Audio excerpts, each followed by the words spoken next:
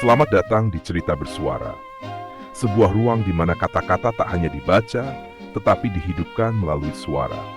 Setiap kisah yang hadir bukan sekadar rangkaian kalimat, melainkan perjalanan batin, makna, dan pesan yang layak untuk direnungkan. Mari kita mulai. Inilah Cerita Bersuara.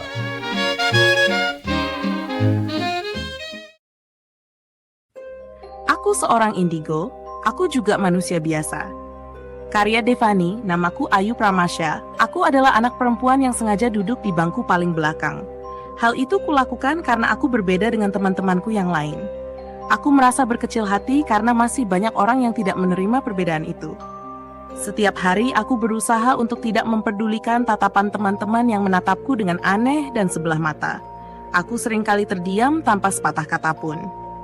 Ayu Pramasya, ucap sosok wanita berkacamata itu. Tiba-tiba aku berdiri. Saya bu, ucapku. Seketika kelas pun menjadi gaduh. Semua temanku menatapku dengan penuh kebingungan dan heran. Mata tajam dan dingin menatap dari dekat pintu kelas. Anak baik dan pintar, kalau dipanggil ibu harus jawab ya. Ucap wanita berkacamata itu sebelum akhirnya matanya melotot. Iya bu, jawabku sambil duduk kembali. Namun sudah terlambat, Nara sudah kejang-kejang di depan kelas. Semua siswa kaget lalu berhamburan, berteriak histeris dan ketakutan. Seluruhnya berangsur meninggalkan kelas. Hanya tersisa aku dan guru berkacamata itu. Aku pun sangat ketakutan, tapi guru berkacamata itu berusaha menenangkanku. Tidak apa-apa Ayu, ibu ada di sini bersamamu, jadi tenang ya nak.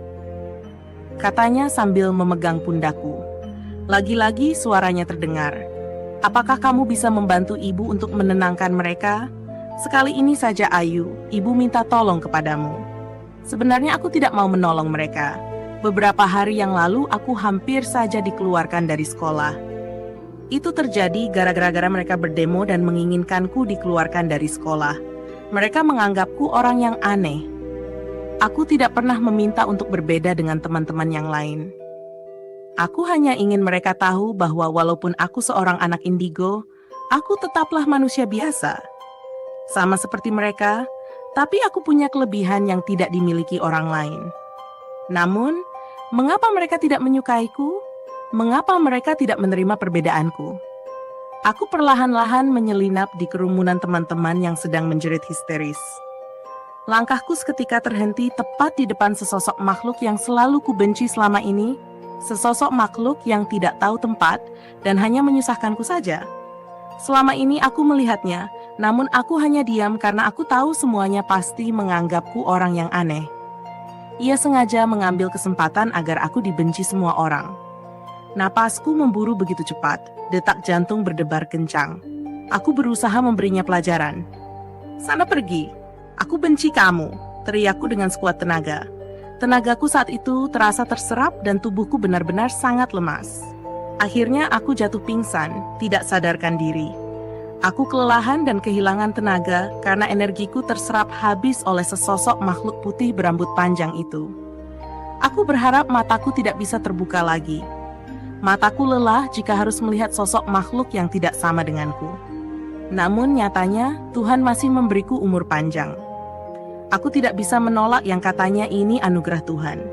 Aku harus berlapang dada menerima keadaan yang sebenarnya aku sendiri tidak mau.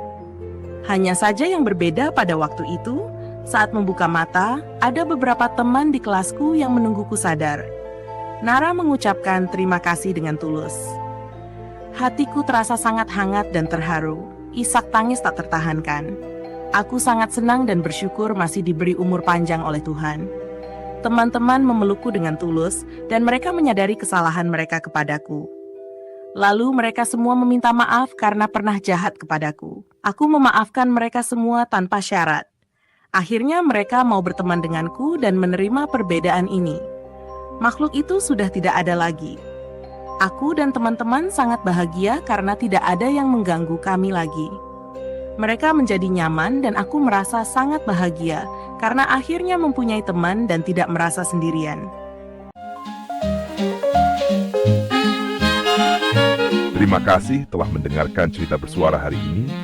Semoga kisah ini memberi makna dan manfaat. Nantikan cerita berikutnya dan sampai bertemu kembali.